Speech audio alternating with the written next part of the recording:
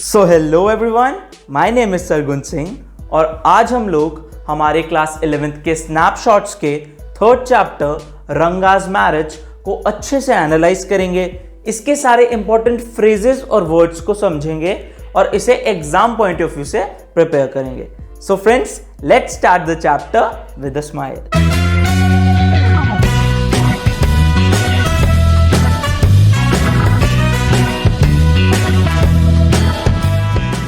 Friends, अगर अब हम इस चैप्टर की थीम्स के बारे में बात करें तो हमें मॉडर्नाइजेशन और ट्रेडिशंस के बीच एक कॉन्फ्लिक्ट देखने को मिलता है कि कैसे रंगा, जो एक अकाउंटेंट का सन होता है, वो बाहर से पढ़कर, सिटी से पढ़कर जब विलेज में वापस आता है तो उसकी सोच काफी चेंज हो चुकी होती है। और हमें साथ ही साथ देखने को मिलता है क्या हम एक्चुअली फॉलो कर पाते हैं हमारे प्रिंसिपल्स को, हमारे आइडियाज को, या सिर्फ वो टीचिंग्स बनकर रह जाते हैं। इस चैप्टर को एक नरेटिव फॉर्म में बताया गया है और स्टोरी का प्लॉट रंगा की मैरिज के अराउंड रिवॉल्व करता है। इस चैप्टर को ऑथर ने स्टार्ट किया है इसके टाइटल को एनालाइज करते हुए, जहां पर वो बताते हैं कि वो इस चैप्टर को कोई भी फैंसी टाइटल दे सकते थे पर उन्होंने नहीं दिया क्योंकि ये उनके रंगा की मैरिज है, उनके फ्रेंड की मैरिज है, तो टाइटल बड़ा सिंपल रखा, रंगाज मैरिज। ऑथर कहते हैं कि क्या आपने हमारे विलेज होसाहली के बारे में सुना है? इनफैक्ट वो प्रिटी श्योर हैं कि आपने नहीं सुना होगा, क्योंकि जो इंग्लैंड में साहब्स हैं या जो इंडियन ज्योग्राफर्स हैं या जो कार्टोग्राफर है, इनफैक्ट इनमें से किसी ने भी इसके बारे में नहीं सुना। तो ये मैप पे आएगा कैसे, डिजाइन कैसे किया जाएगा? और इनफैक्ट जो हमारे अपने लोग हैं, हमारे विलेज के ही लोग हैं, वो खुद इस विलेज के बारे में भूल जाते हैं। वो लोग एक फ्लॉक ऑफ शीप की तरह हैं जो एक दूसरे को ब्लाइंडली फॉलो करते हैं और अगर एक बंदा एक गड्ढे में गिरता है तो सब गिरते चले जाते हैं। अब यहां पर हमें देखने को मिलता है कि कैसे जो विलेजेस वाले लोग हैं वो अपने ही विलेजेस को भूलते चले जा रहे हैं और सिटीज में जाकर सेटल हो रहे हैं। ऑथर का कहना है कि अगर मैसूर की इंपॉर्टेंस भारतवर्ष में करिगादाबू जितनी है, यानी कि एक स्वीट जितनी है फेस्टिवल मील में, तो होसाहली की इंपॉर्टेंस मैसूर में उसी करिगादाबू यानी कि स्वीट के फिलिंग जितनी है। ऑथर का कहना है कि सिर्फ वो ही नहीं हैं जो अच्छा बोलते हैं होसाहली के बारे में। इनफैक्ट उनके वहां एक डॉक्टर है, गुंडा भट्टा, जो होसाहली की काफी तारीफ करता है। वो डॉक्टर काफी सारी प्लेसेस पे ट्रेवल कर चुका है और जब उससे पूछते हैं कि क्या आप इंग्लैंड गए हो, तो उसका कहना है कि मैं एक फ्ली पेस्टेड डॉग की तरह नहीं हूं जो बस इधर से उधर भागता रहूं। अब हम यहां पर बार बार इंग्लैंड का मेंशन देख रहे हैं। इससे हम समझ सकते हैं कि उस कॉलोनाइजेशन के टाइम पे कितनी डोमिनेंस हो गई थी उस वेस्टर्न कल्चर की हमारे कल्चर के ऊपर। उनके विलेज में बहुत सारे मैंगो ट्रीज हैं। अब ऑथर यहां पर जोकिंगली कहते हैं कि अगर आप में से कोई यहाँ आता है तो मैं आपको एक मैंगो खिलाऊंगा, पर आप उसे पूरा मत खाना, आप बस उसकी एक बाइट खाना, क्योंकि वो बहुत खट्टा होता है। एक बार ऑथर ऐसा ही एक मैंगो अपने घर ले गए और उसकी चटनी बनाकर खाई तो उनके घर में सबका गला खराब हो गया। तो फिर जब वो डॉक्टर के पास गए तो डॉक्टर ने उस फ्रूट की उस क्वालिटी के बारे में बताया उन्हें। जैसे उस विलेज के मैंगो ट्रीज और मैंगो स्पेशल हैं, वैसे ही उस विलेज के बारे में बहुत सारी स्पेशल चीजें हैं, जैसे वहां का पॉन्ड और उसमें उगने वाले क्रीपर्स, वहां की लीव्स। ऑथर कहते हैं कि अगर आपको और जानना है और अच्छे से जानना है इस विलेज के बारे में, तो आप बस उन्हें एक लाइन ड्रॉप कर दीजिए, यानी कि उन्हें एक टेलीग्राम कर दीजिए और वो आपको वहां पर ले जाएंगे। ये स्टोरी अराउंड 10 ईयर्स पहले की है, जब वहां पर ज्यादा लोग इंग्लिश नहीं बोलते थे। उस विलेज का अकाउंटेंट पहला बंदा था जिसने करेज इकट्ठा करके अपने बेटे को बैंगलोर भेजा पढ़ाई करने के लिए। वैसे अब वहां बहुत डिफरेंट सीन है, वहां पर अक्सर लोग हॉलीडेज में इंग्लिश बोलते दिख जाते हैं। पहले लोग सिर्फ कन्नड़ ही बोलते थे और इंग्लिश वर्ड्स का यूज नहीं करते थे। ऑथर का कहना है कि ये बहुत ही डिसग्रेसफुल है कि लोगों ने इंग्लिश वर्ड्स का यूज करना शुरू कर दिया है। ऑथर ने एक बार इंसिडेंट बताया रामा राव के हाउस का, कि कैसे रामा राव के बेटे को एक बार फायरवुड लेनी थी तो उसने एक वुमेन वेंडर से ली। तो जब उस वुमेन वेंडर ने उसे उस फायरवुड का प्राइस बताया 4 पाइस, तो उसके पास चेंज नहीं था रामाराव के सन के पास। तो उसने कहा मेरे पास चेंज नहीं है, कल सुबह आना। तो उस विमेन को समझ नहीं आया और वो कुछ मुंह में मटर करती हुई बोलती हुई चली गई। ऑथर को भी ये चीज तभी समझ आई जब बाद में रंगा ने उसे चेंज का मतलब समझाया। इंग्लिश लैंग्वेज एक प्राइसलेस कमोडिटी है ऑथर के हिसाब से। उनका कहना था कि एक डिकेड पहले उनके विलेज में कोई भी इंग्लिश नहीं बोलता था, इसीलिए रंगा की होम कमिंग एक बहुत बड़ा इवेंट बन गया उनके विलेज में। लोग जगह जगह से रंगा के घर उसे देखने आ रहे थे। तो ऑथर भी भीड़ को देखकर वहां चले गए और उन्होंने पूछा कि यहाँ कोई परफॉर्मिंग मंकी है क्या। तो एक टीनेजर ने मजाक बनाते हुए कहा कि फिर तुम यहाँ क्या कर रहे हो। ऑथर कुछ नहीं बोले। इतने सारे लोगों को अपने घर के बाहर देखकर रंगा बाहर आया और ऑथर कहते हैं कि अगर ये सब लोग अंदर चले जाते तो वो ब्लैक होल ऑफ कैलकाटा बन जाता उसका घर, पर ऐसा नहीं हुआ। रंगा जब बाहर आया तो सबने देखा वो तो वैसा ही था जैसे वो 6 मंथ्स पहले था। एक लेडी उसके पास गई और उसके जनेऊ को देखा। यहाँ पर जनेऊ के लिए जाने वाला वर्ड यूज किया है और बोली कि इसने अपनी कास्ट नहीं लूज की, और वहां से चली गई। रंगा हंसने लगा और जब सबने नोटिस किया कि वो बिल्कुल सेम है, उसके वैसे ही 2 हाथ 2 पैर हैं, तो सब धीरे धीरे कर वहां से जाने लगे, बिल्कुल वैसे जैसे एक शुगर का लंप एक छोटे बच्चे के माउथ में मेल्ट होता है। पर हमारे ऑथर वहां से नहीं गए। रंगा ने फाइनली ऑथर को नोटिस किया और उन्हें नमस्कार किया। अब हमें ऑथर रंगा के कुछ कैरेक्टरिस्टिक्स के बारे में बताते हैं कि कैसे रंगा उन लोगों से बहुत अच्छे से बात करता था जिससे उसे कुछ फायदा हो या कुछ सीखने को मिले। अब यहाँ पर ऑथर कॉमिकल वे में अपनी खुद की तारीफ कर रहे हैं। उसके बाद राइटर ने रंगा के नमस्कार को एक्सप्लेन किया कि वो किसी भी मॉडर्न डे बॉय की तरह स्टिफ होकर नमस्कार नहीं कर रहा था, एक वॉकिंग स्टिक या किसी डंडी की तरह, बल्कि उसने बिल्कुल झुककर नमस्कार की और ऑथर के फीट टच किए। तो ऑथर ने कहा मे यू गेट मैरिड सून, और 2-3 अच्छी बातें शेयर करके वहां से चला गया। उसी आफ्टरनून रंगा ऑथर के घर कुछ ऑरेंजेस लेकर आया और ऑथर को उसका वो जेस्चर बहुत अच्छा लगा। तो ऑथर ने कहा कि अगर मैं इस बच्चे की मैरिज करा दूं तो ये सोसाइटी के लिए कितना अच्छा रहेगा। कुछ देर इधर उधर की बातें करने के बाद ऑथर ने रंगा से पूछा कि तुम कब मैरिज कर रहे हो। तो रंगा ने बताया कि उसके एक ऑफिसर फ्रेंड ने अभी ही मैरिज की है जो 30 इयर्स का था और उसकी वाइफ 25 इयर्स की है। तो उन दोनों की अंडरस्टैंडिंग बहुत अच्छी है और रंगा भी एक मैच्योर गर्ल से ही शादी करेगा, क्योंकि अगर वो एक छोटी गर्ल से शादी कर लेता है तो वो उसके लव के वर्ड्स को भी एंगर में ले सकती है। रंगा ने अभी बैंगलोर में लेटेस्ट एक प्ले देखा था शकुंतला, जिसमें दुष्यंत शकुंतला से इसलिए प्यार में पड़ा क्योंकि शकुंतला मैच्योर थी। और रंगा बोलता है कि अगर ऐसा नहीं होता आजकल की ब्राइड्स की तरह तो फिर कालिदास के प्ले का क्या होता।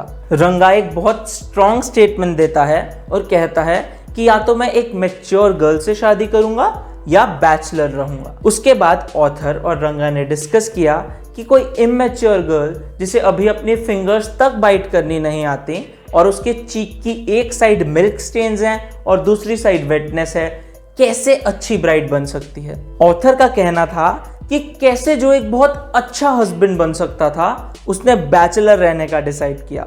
तो ऑथर ने अपना मन बना लिया कि मैं रंगा की मैरिज करवा के रहूंगा। रामा राव की नीस एक बहुत ही प्रेटी गर्ल जो 11 इयर्स की थी अपने अंकल के यहाँ रहने आई एक बड़े सिटी से, क्योंकि उसके दोनों पेरेंट्स मर चुके थे। वो वीणा और हारमोनियम भी बजा लेती थी और उसकी बहुत ही स्वीट वॉइस थी। तो ऑथर को लगा ये एक परफेक्ट ब्राइड बनेगी रंगा के लिए। ऑथर जो कि एक बहुत ही फ्रीक्वेंट विजिटर थे रामा राव के घर, तो वो जो लड़की थी जिसका नाम रत्ना था वो बहुत ही कैजुअल हो चुकी थी, खुल चुकी थी ऑथर से। तो रामा राव की वाइफ से ऑथर ने कहा कि मैं आपके लिए कुछ बटर मिल्क भेजूंगा, तो मेरे घर से रत्ना उसे पिक कर लेगी। जब रत्ना ऑथर के घर बटर मिल्क कलेक्ट करने आई तो वो एक फ्राइडे था। रत्ना ने एक ग्रैंड साड़ी पहनी थी। ऑथर ने रत्ना से रिक्वेस्ट किया कि प्लीज एक गाना गाओ। रत्ना गाने लगी Krishnamurthy in front of my eyes. तो ऑथर ने जल्दी से रंगा को बुलाने के लिए भेज दिया।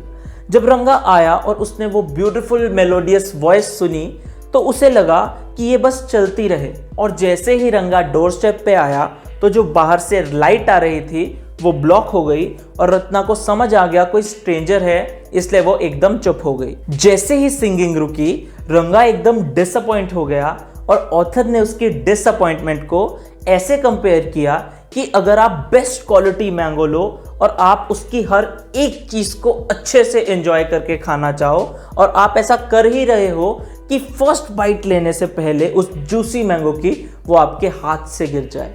बिल्कुल वैसे ही एकदम परेशान हो गया रंगा जब सिंगिंग स्टॉप हुई। रंगा ने पूछा कि क्या आपने मुझे बुलाया, और वो बार बार रत्ना की तरफ देख रहा था जो अपना हेड लोअर करके एक साइड पर खड़ी थी।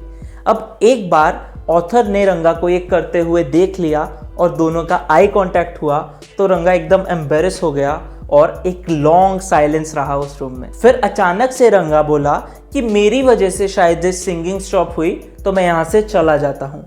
पर ऑथर का कहना था कि रंगा वहां से उठा तक नहीं, उसने एक मूव तक नहीं मेक किया और कलयुग में हमारे वर्ड्स हमारे एक्शंस को मैच ही नहीं करते। अब यहाँ पर ऑथर बताना चाहते हैं कि वो विलिंग नहीं था उठने के लिए, वो सिर्फ बोल रहा था कि वो वहां से उठेगा। रत्ना एकदम से शाइनेस के कारण दौड़कर अंदर चली गई। रंगा बहुत ही क्यूरियस था जानने के लिए कि वो कौन है लड़की जो अंदर है, पर ऑथर भी मजे लेने के लिए रंगा को एक लायन से कंपेयर करता है जो एक ही गोट को खाने आया था, जिस ही गोट ने एक शेल्टर लिया था टेंपल में। तो उस ही गोट ने टेंपल के अंदर से बोला कि मैं 9 लायंस खा चुका हूं, तुम कौन हो, फीमेल लायन या मेल लायन? और वो लायन दौड़ के वहां से चला गया। उसी ही गोट की तरह ऑथर ने रंगा को बोला कि तुम जानकर क्या करोगे ये लड़की कौन है, मेरी ऑलरेडी मैरिज हो चुकी है और तुम मैरिज मटेरियल हो नहीं। रंगा ने अपनी एक्साइटमेंट को छुपाते हुए बहुत ही होपफुली ऑथर से पूछा कि क्या ये लड़की मैरिड है? तो ऑथर ने कहा अ ईयर अगो। तो रंगा बिल्कुल डिसअपॉइंट हो गया, उसका मुंह श्रिंक हो गया एक ब्रिंजल की तरह और वो वहां से चला गया। अब उसके बाद ऑथर एक शास्त्री के पास जाकर उसे झूठ मूठ में सिखा देता है कि उसे कैसे स्टार्स रीड करने हैं जब वो उस आफ्टरनून उसके पास आएगा। अब आफ्टरनून में ऑथर रंगा से मिलता है और उससे कहता है कि तुम काफी थॉट में लॉस्ट लग रहे हो, जबकि वो बिल्कुल नॉर्मल होता है। क्या तुम्हें हेडेक है? और हम एक डॉक्टर के पास चलते हैं। रंगा ने बोला कि मुझे हेडेक नहीं है।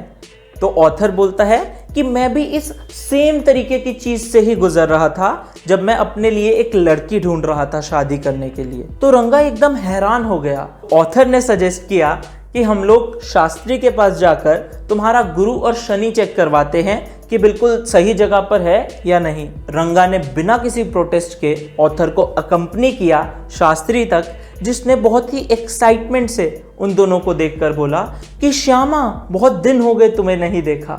श्यामा यहाँ पर नरेटर का नेम है जो अब रिवील किया है उसने। श्यामा यानी कि ऑथर एकदम से गुस्सा होकर बोला कि ओनली दिस मॉर्निंग।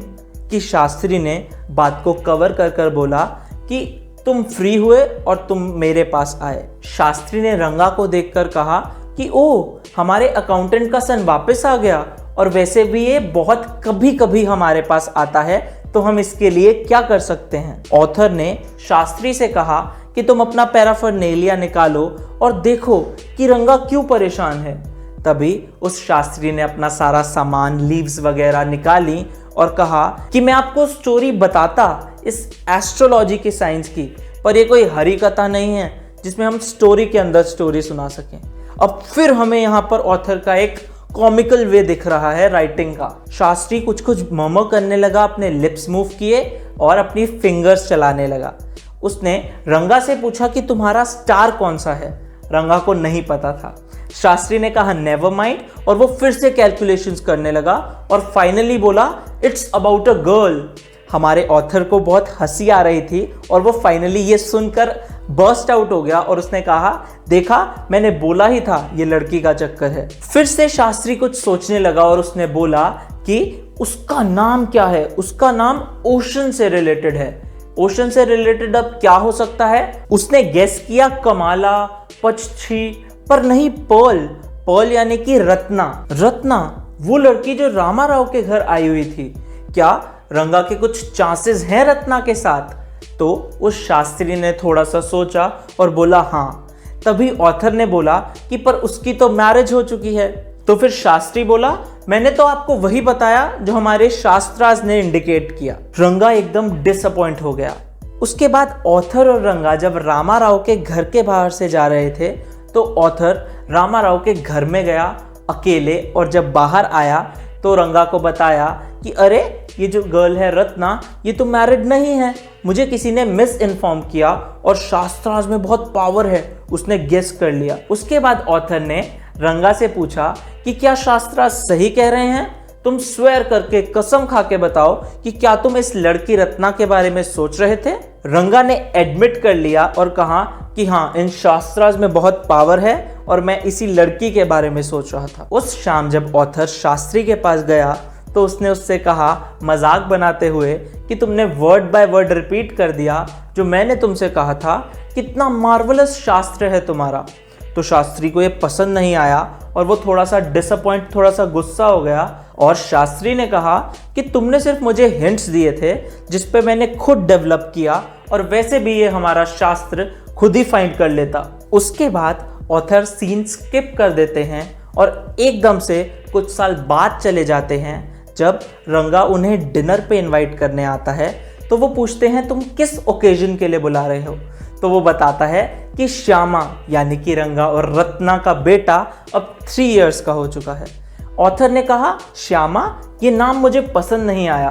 तुमने अपने इतने सुंदर गोल्डन चाइल्ड का नाम मुझ पे रख दिया। मैं तो बिल्कुल एक ब्लैक पीस ऑफ केक की तरह हूँ। हाँ मुझे पता है, इंग्लिश ट्रेडिशन में लोग अपने बच्चों का नाम उन पर रख देते हैं जिन्हें वो एडमायर करते हैं, पर फिर भी तुम लोग कितने चाइल्डिश कपल हो रंगा और रत्ना।